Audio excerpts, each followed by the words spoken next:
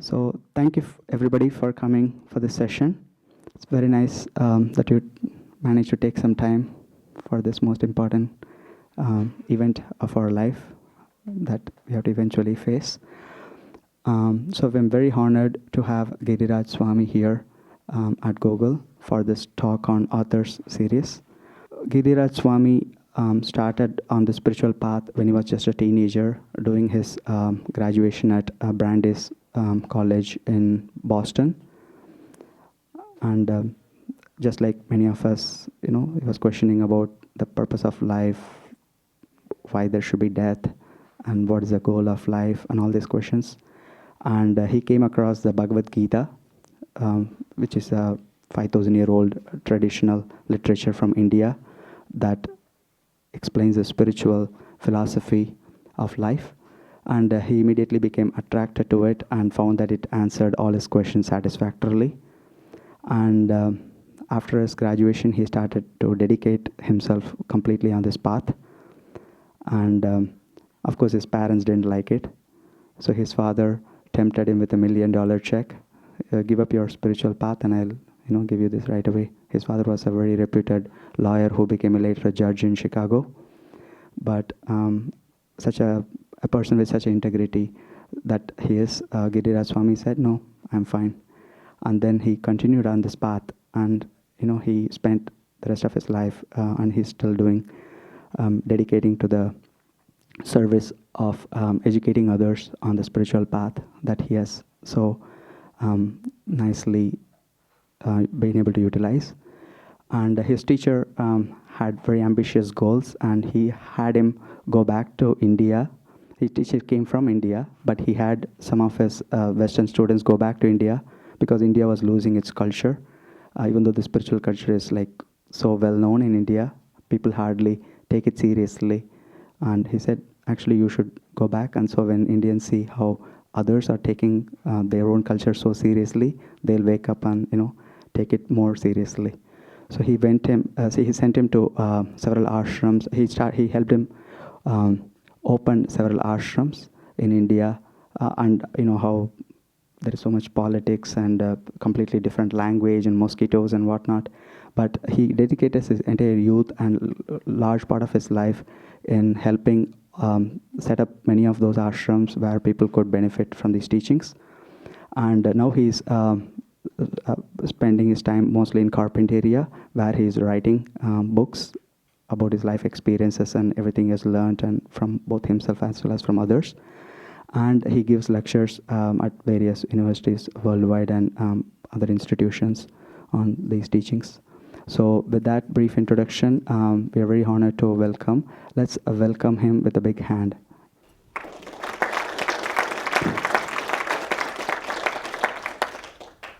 So I am pleased to see you all here. The thought of death is not very palatable. In fact, many people tend to avoid the thought of it. So the fact that you've come is quite encouraging. Why should the living think of death and dying? One entrepreneur from the area said that when he was young, about 17 years old, he heard or read that if you live each day as if it was your last day, one day you will be right. It will be your last day. And that statement made an impression on him. And in the morning, when he would look in the mirror, he would ask himself, if this were my last day, what would I be doing? Would I be doing what I'm going to be doing today? And he said that if for too many days in a row, what he was going to be doing that day is not what he would want to be doing if it was his last day. He thought, I have to make some adjustment. So the contemplation of death can actually help us bring into focus our values and priorities in life, which is very important.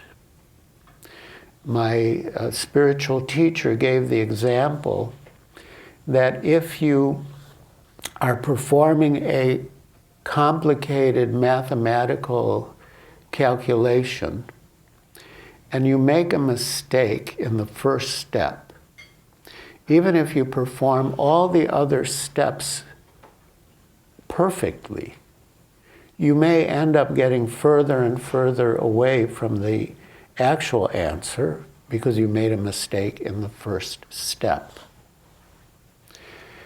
So the Bhagavad Gita explains what is our actual identity. I mean, pretty much everyone is interested in their self-interest, which is natural. You are, I am, everyone is. But to know what our real self-interest is, we have to know what or who our real self is. And the Bhagavad Gita tells us that that self, that Atma means self, is not material. It's not physical or chemical. Now, you're all logical and intelligent people. We can just consider two possibilities. One is that consciousness arises from a combination of material elements, and the other is that it is a distinct energy, which is not physical or chemical. Now, logically, if consciousness arises from a combination of material elements, and when that combination breaks down, which people commonly call death, then we should be able to restore that combination and bring consciousness back into that dead body. But our experience has shown that we can't do that. With anything material, you can. I mean, if your car breaks down, it's not functioning, you find the defective part, you can replace it, and the car will work again. But once the consciousness leaves the body, it's gone. At that precise moment, practically all the chemicals or material ingredients to the body are the same. That moment when that consciousness leaves, the elements before and after are practically the same.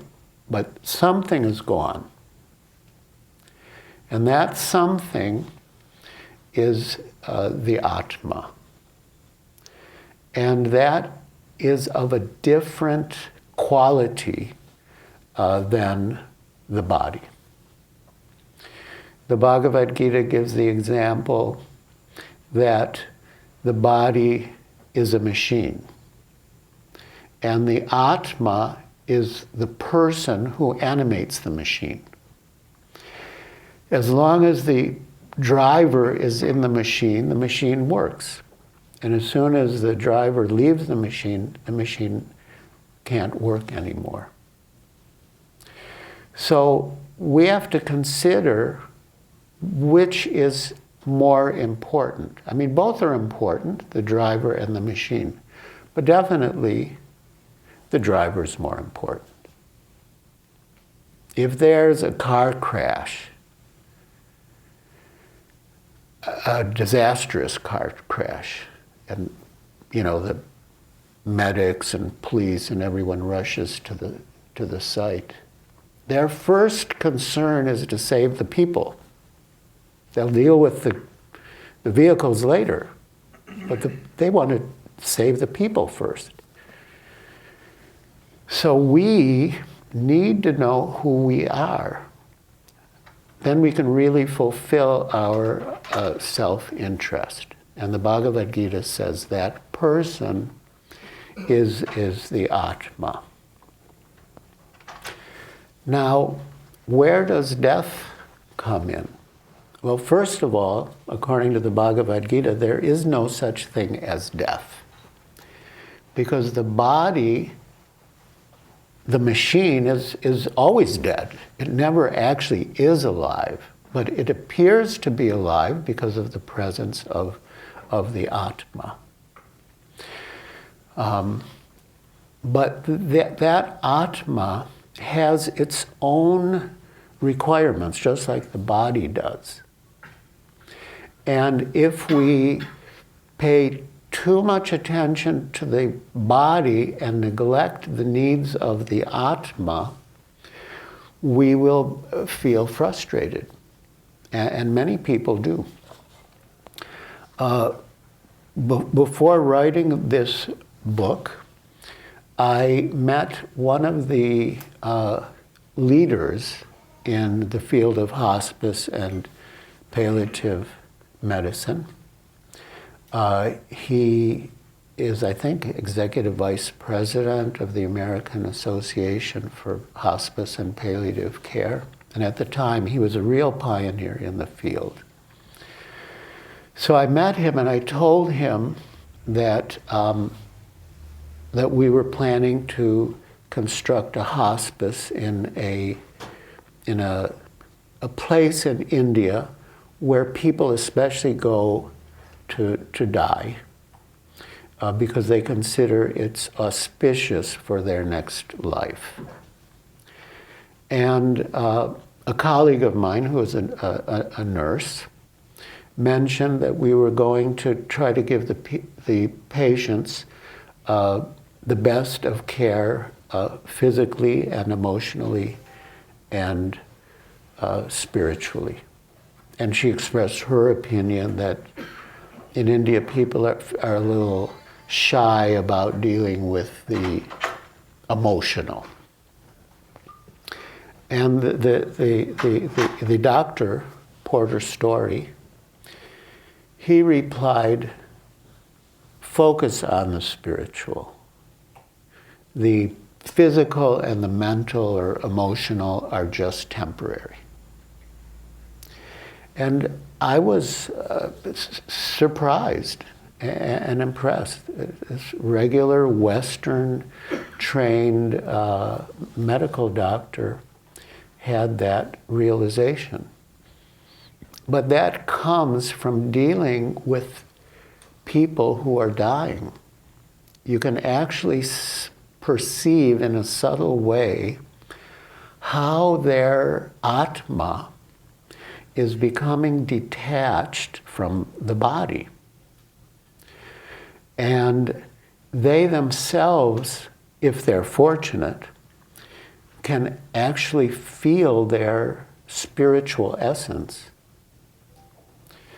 One colleague of mine, when he was approaching death, he said that all of our life we consider death to be something to fear. But when you get that close to death, he had a degenerative disease that just leads you inevitably to death, ALS, or commonly known as Lou Gehrig's disease. He could feel it. He's just inevitably, inch by inch, approaching that point. And he said that when you get that close to death, you realize that it's not something to be feared. It's not something horrible, but it's actually a portal, an opening to your true spiritual identity. And it's actually a portal beckoning you beyond this world of matter to new possibilities. And that it also helps you realize your spiritual nature, which you can fulfill without leaving your body, without even coming close to the point of death. Just by understanding who you actually are, and by being aware of the fact that death could come at any moment. In the Bhagavad Gita, the speaker is Krishna, and he is giving spiritual instruction. We call it a spiritual science. It's not a question of any sectarian view. The word Hindu is nowhere in the Bhagavad Gita. It has nothing to do with being Hindu or Christian or Muslim or Buddhist. But it's a spiritual science that applies to everyone. And Arjuna was faced with the possibility of either killing his enemy, it was on a battlefield, or being killed. And Krishna explained that there is no death. You cannot kill anyone. The soul, by your warfare, the soul may leave the body, or by their aggression against you, your soul might leave the body. But actually there is no death. That soul, that Atma, I should say, that Atma has no birth or death. And this is a very important point. Not only is it really us, and not only is it distinct from matter, but it has no birth or death. It has no beginning or end. It continues.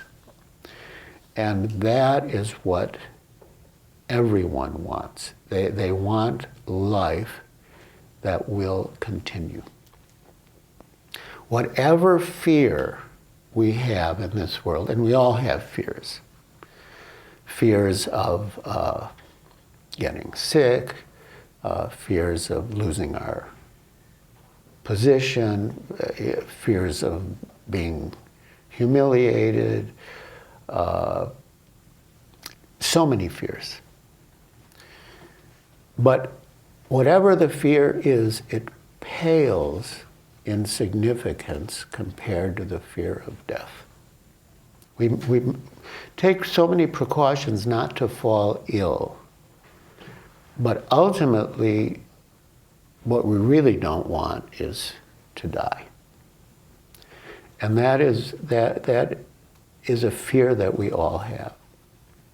But when you realize, and that's what my friend said, that when you realize that you're not the body, that you're something else, and that you'll continue to exist even after you leave the body, then you're freed from fear. Fear of death. If you're freed from fear of death, it means you're freed from all fear.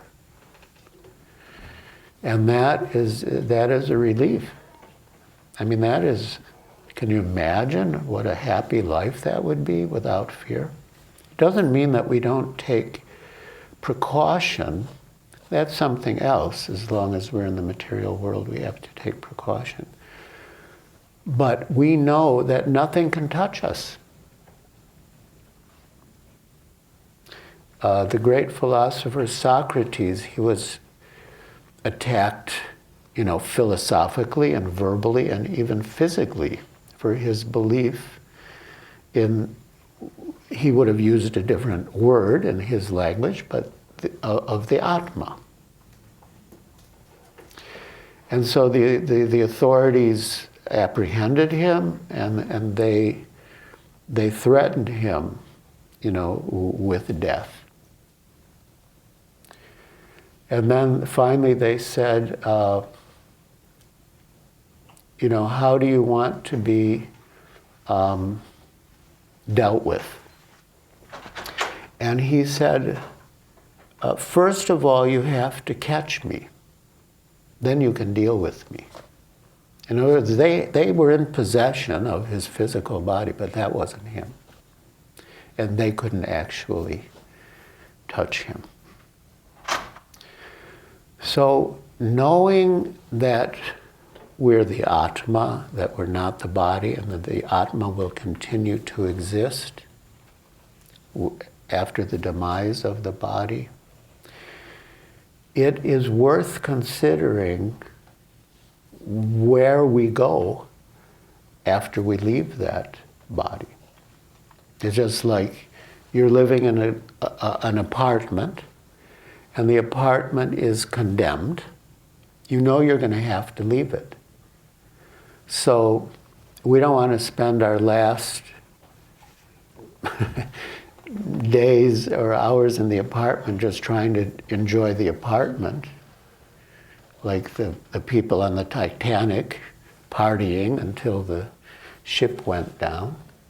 But we want to think, okay, where am I going to go from here? And any sane person would do that if they know their house is condemned. So the Bhagavad Gita explains what possibilities exist as to where we can go, what different destinations exist. And it also tells us the means by which we can reach those different destinations. And so that's really our responsibility to consider where we want to go and not just be, you know, sort of tossed helplessly in the ocean of material existence, by the waves of material existence, but really consider, okay, yeah, I am going to have to leave this apartment, this vehicle. Where do I want to go? And how do I get there? And in brief, the Bhagavad Gita explains that just as on this planet there are many relativities of places, some places are more opulent and some are more meager. Some are more abundant, some are more meager. You get different types of bodies and minds, you know. Some bodies by nature are stronger, some are weaker, some intelligence is greater and some is lesser. And you can determine what body you get by your activities in life, and especially your thoughts at the time of death.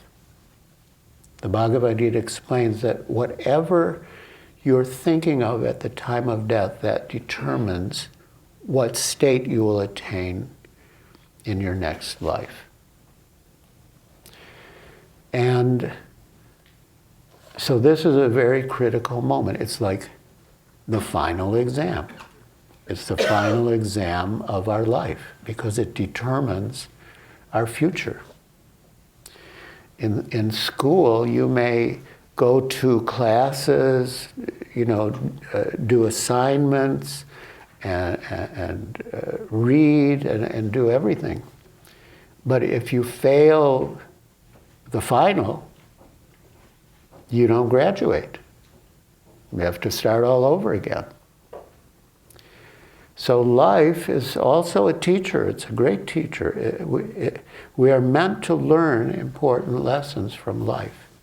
And what we have learned is tested at the time of death. So if we think of something eternal, spiritual, and the Bhagavad Gita gives details, then you will attain to an eternal spiritual situation. And if you think of something material, you'll attain to a material situation. And there are varieties, as I mentioned. You can be materially more fortunate or materially less fortunate. But as long as you're in the material world, from one point of view, you're already unfortunate, because you are going to be suffering in this, whatever body you get. Whether it's a prince or a pauper, you're going to suffer. Birth is painful, disease, old age, and death itself can be very painful. So we want to become free from all of those miseries, and that is possible. Now, often when people speak about spiritual matters, spiritual goals, spiritual destinations, it can sound impersonal.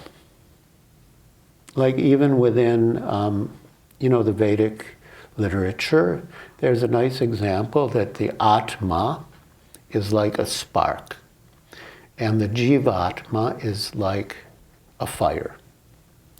So when the spark falls out of the fire, it loses its fiery quality. It's just like a cinder, a dead cinder. But that cinder, if it goes back in the fire, it's ignited again. It dances in the fire. So we have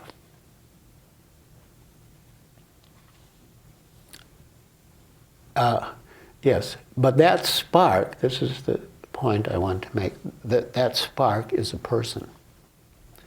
And the fire is a big person. Not persons like the body, but the Atma. In fact, that big spark has its own name, which is Paramatma.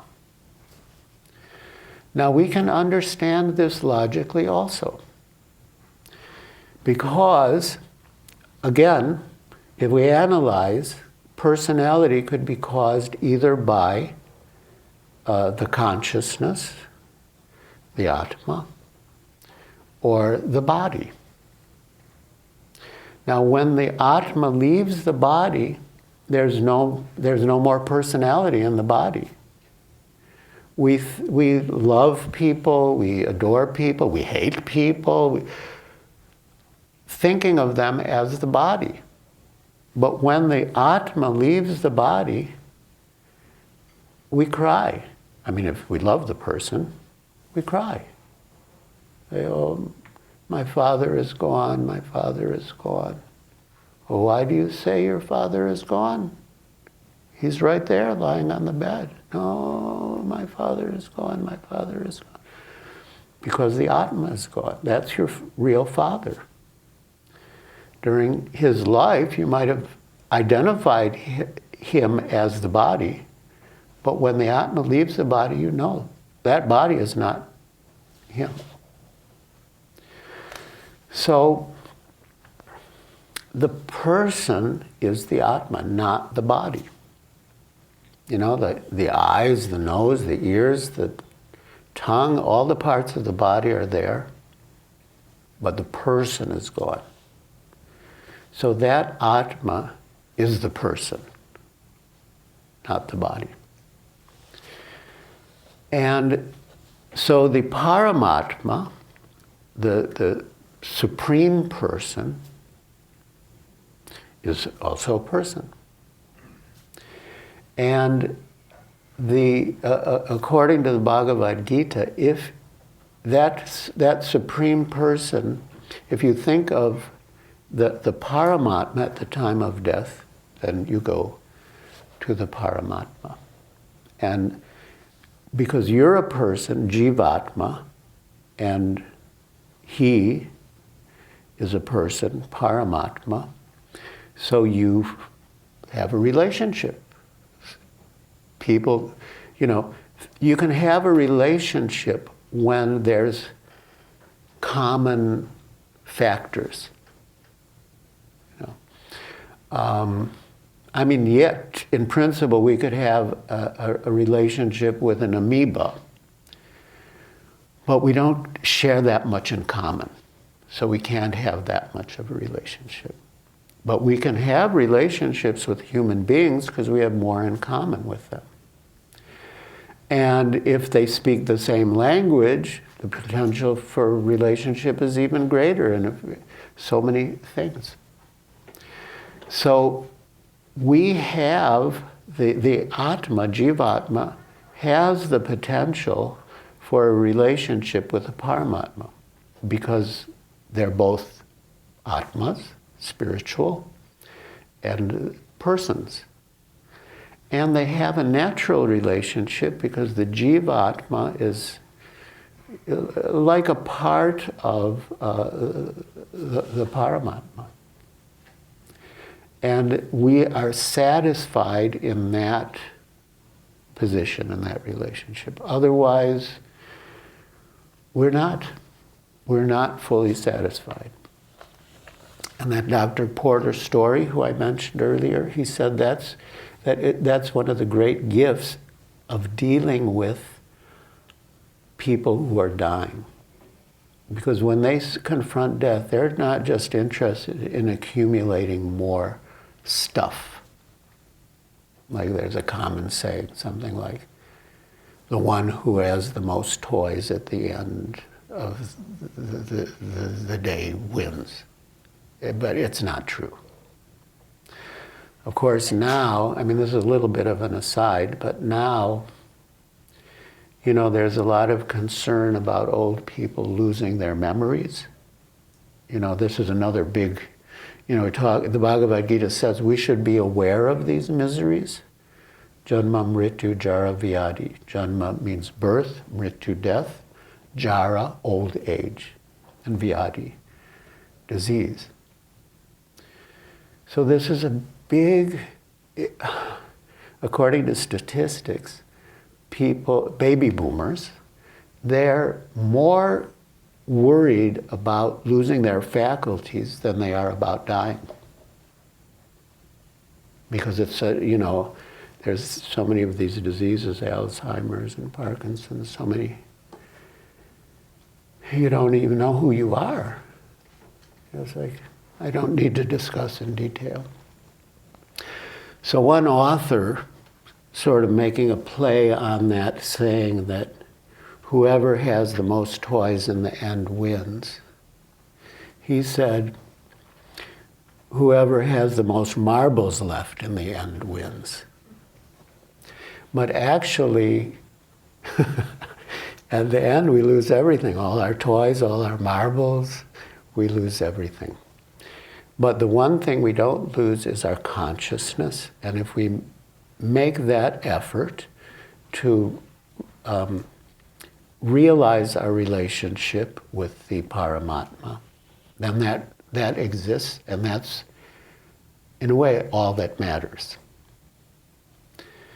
And that is, and that can be realized even within this very life and in this body. And that process of linking or reuniting ourselves, the Jivatma, with the Paramatma is called Bhakti Yoga. Bhakti means, you could say, selfless service or devotional service. And yoga means to link or connect. Like we say to yoke oxen. That English word yoke comes from yoga. So Bhakti Yoga means to be connected or united, reunited with the Paramatma or Krishna.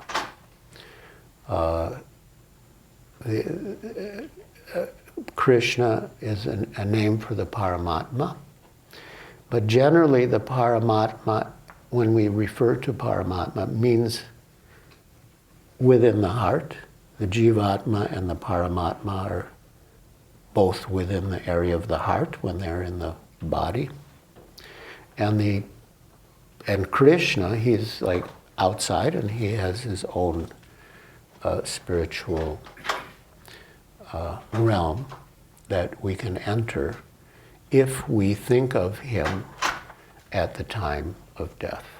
And so life is like a preparation for that final exam. And if we determine that we want to have a life eternal, means no beginning and no end, full of knowledge and full of bliss, then that can be achieved not in this world of flux, temporary world of matter, but in the spiritual realm with Krishna. The Bhagavad Gita uses the name Krishna. And the beauty is that this process makes us happy in this life, and it leads to more happiness after we leave the body. So I've just given a little summary here, and I'd now like to hear from you if you have any questions or any points you'd like me to elaborate on. You know, in a restaurant, the waiter comes and takes your order first, but I sort of did it the other way around here. I sort of gave, well, let's say I gave you the appetizers, and now you can place your order if you want to hear more about any particular topic or ask any question. Thank you for your talk. One question is, you said a human person has soul, but do you believe animals, do they have souls? Yes, that is a very good question. So, yes, animals do have a soul. And coming back to the original point, that consciousness is due to the presence of the soul.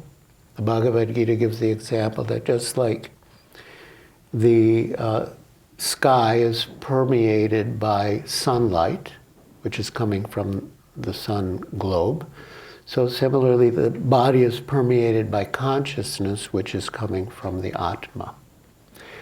And when the Atma leaves a body, I describe the ideal that it goes to the spiritual realm, but if it doesn't, it will enter another body. And again, depending on how we've lived our lives and what we've thought of at the time of death, it might be the body of an animal or a plant. And we know that they have, that the Atma is there because they're conscious. There have been studies that show even plants, they have consciousness. They respond to pain. They respond to good music. So yes. So we should be careful with any living creature, because within that creature is an Atma. Just like we're Atmas, they're also Atmas. But they're in that kind of body. I've heard that certain sects of Buddhism believe in reincarnation, and they also believe that women come below men in the reincarnative scale. Does the Bhagavad Gita also believe that, you know, if you don't live your life the right way, you might come back as a woman, in the sense that, oh, women are less than men? The Bhagavad Gita says, if you don't live your life in the right way, you'll come back, period. So we don't want to come back as a woman or a man, or anything. We don't want to come back. It's like saying, you know, if you fail your final exam and have to repeat the course, is it better to do this or that? Well, no. We're not thinking like that. We're thinking, how do we pass the final exam and graduate? Can you speak to your personal journey, like what got you interested in this, and why did you decide to write a book on a topic like death? That's a good question. Well, as Jay explained in his introduction, in the 60s I was a spiritual seeker. And fortunately, the person who I accepted as my teacher, and I met many really before I met him, but I wasn't satisfied with any of them. And I think part of it was because he said that, like, we are persons, and the Supreme is a person, and we can have a personal relationship with him.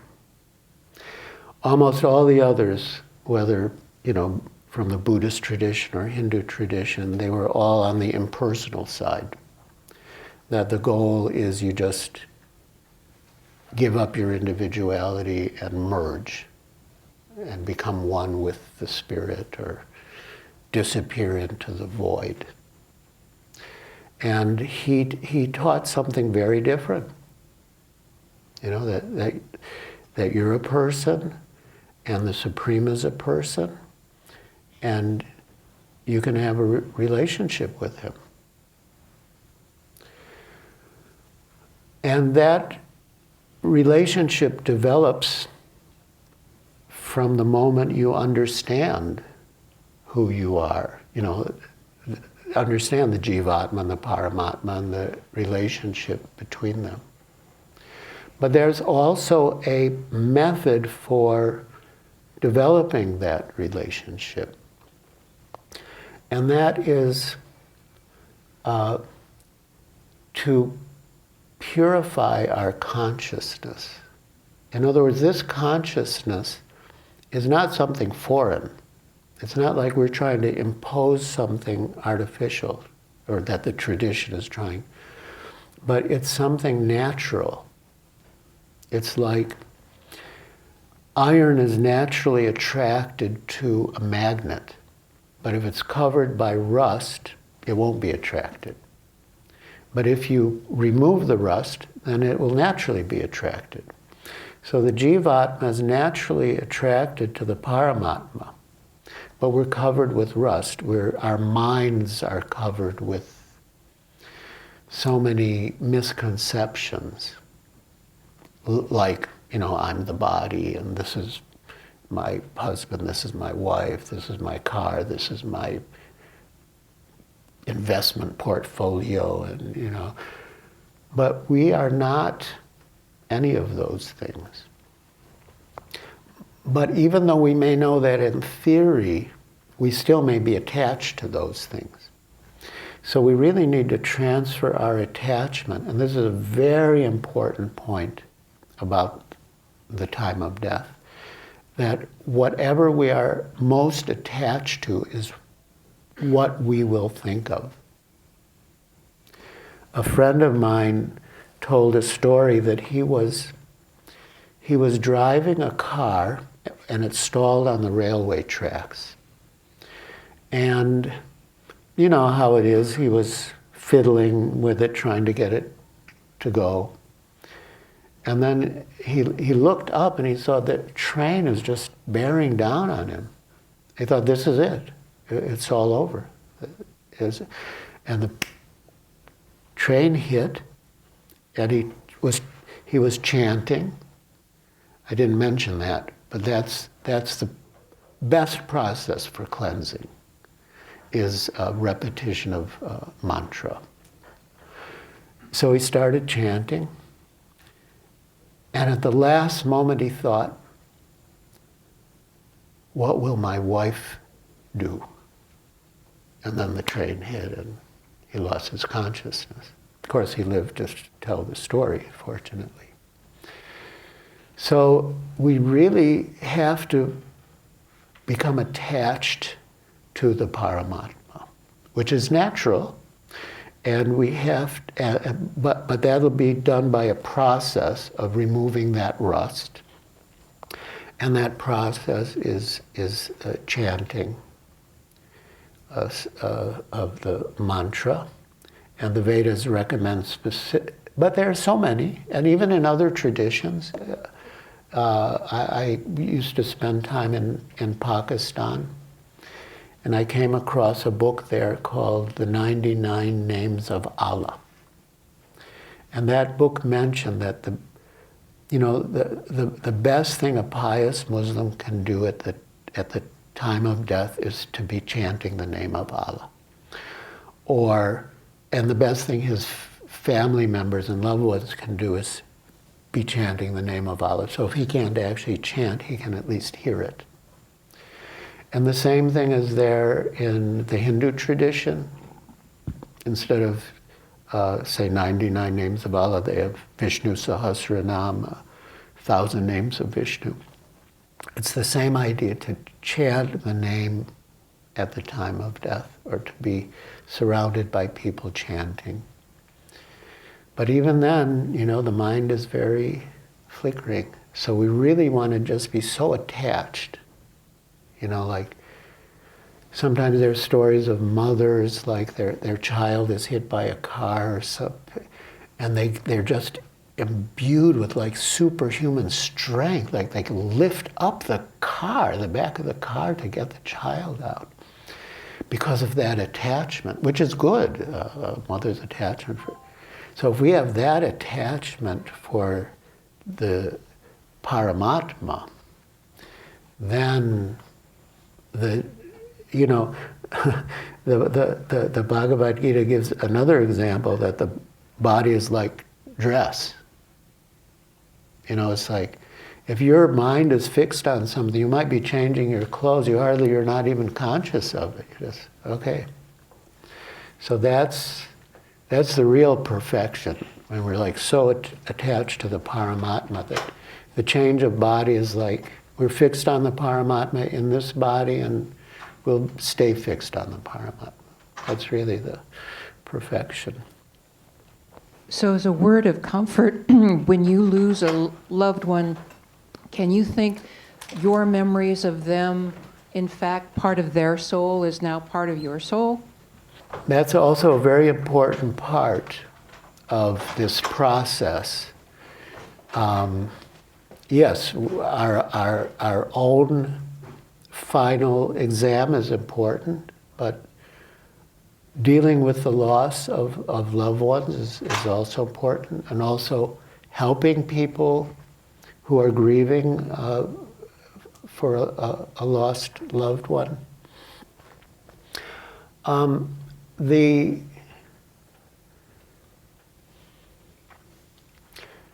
We can certainly remember the person who's left us. And if we understand that the Atma is eternal, we'll know that that person is still alive in some other form and some other place. And it is a fact that when the Atma leaves the body, it has powers that were not manifest when it was in the body. A colleague of mine mentioned that he had a friend who was a real, I say agnostic just to be polite. He was really an atheist. But I shouldn't even say that, because it's not that one's better than the other, but he was a real skeptic. And when his wife left her body, she visited him. And here, this is someone who had no belief in any of this. He thought it was all just in the mind, like all just wishful thinking.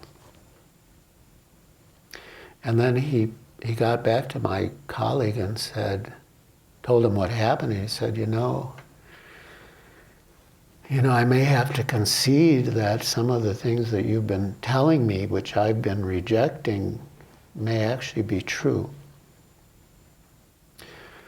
But if you believe in prayer, one thing that you can do that could only help your loved one, departed loved one, is pray for that person. Again, prayer is something that can be met with skepticism, but there have been real controlled experiments with patients, and none of the patients knew whether they were being prayed for or not. It was like a double-blind experiment, yeah. And the patients that were being prayed for, really did much better than the patients who weren't being prayed for, although they had no idea that they were being prayed for. And so much so that the beneficial effects of the prayer was greater than the beneficial effects of most of the medications that had been tested in similar experiments. So, but anyway, that's up to you. But certainly, whoever that loved one is alive somewhere in some situation, and if that person goes to the spiritual realm immediately, or maybe after another time in the class, and you also go there, and you'll really be reunited. It's not a fantasy or just like wishful thinking. But yeah. And some people, as they approach death, it's said that line between this world and the next, it becomes sort of permeable, and things from beyond the border sort of come into their consciousness, and they can have amazing revelations. And there have been so many books now about out-of-body experiences and near-death experiences, and so it's possible. Once again, we'd like to thank Giriraj Swami for this wonderful lecture.